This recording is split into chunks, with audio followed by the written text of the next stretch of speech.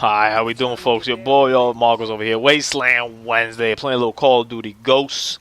You may know how it is. Playing this free fall map, or free fall map.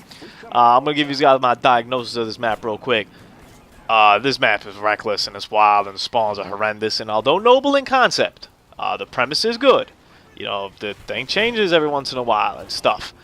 There's just too many factors to keep into account. Just too many factors to keep into account. Xbox One, obviously, is what we'll be playing on these days. And I wanted to talk a little bit about not only the Xbox One, but the PS4 in itself, and this whole console wars kind of thing, you know. Some of us, we're veterans of the console wars, you know. I'm actually getting changed while I do this video, man. It's one of my multitasking ordeals over here, so don't mind me. But I'm kind of a veteran of the console wars. You know, a lot of people that probably watch this video get in the console wars. You know, I remember going in, and there was a big partaker historically in the console wars or in any war, per se. You know, I remember people. I always was a Nintendo guy my whole life growing up, so I remember the Genesis kids always like being like how stupid it was that I had a Super Nintendo. But I was just like, yo, I got a Super Nintendo and I got these games and they're pretty damn good. You know, I was a little ass kid. I wasn't really releasing the bits, Mode 7. Blast processing, all that stuff. I kind of looked at it and was like, I don't really care. How's the game though? Like that's really like the only, and I really haven't progressed too much from that in my life.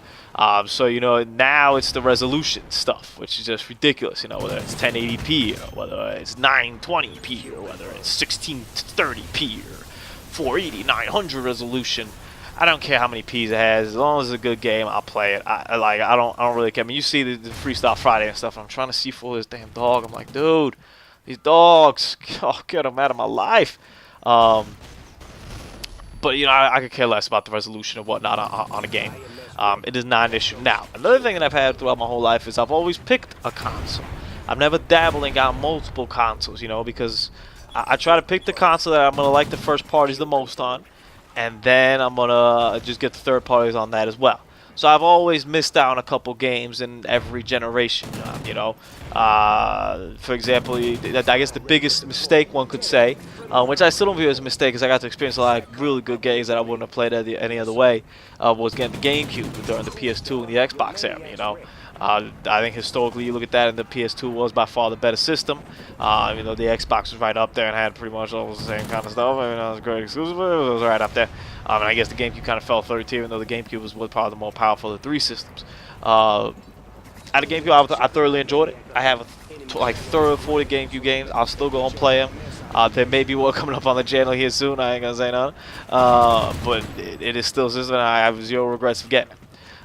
You know, then later on through life, I moved on to the 360. I didn't get the PS3, and I had a Wii. So that was kind of the first time where I dabbled into two other things, and kind of the first time I even stepped out and not bought a non-Nintendo system. And it was just trying to stick with the times. You know, I looked around and I said to myself, I'm playing a lot of games on Nintendo. Fair enough, I'm still gonna get that, but I'm also trying to play a bunch of these other games that look really cool. You know, like Call of Duty, like the Gears of War. And I just prefer their exclusives over the PlayStation exclusives.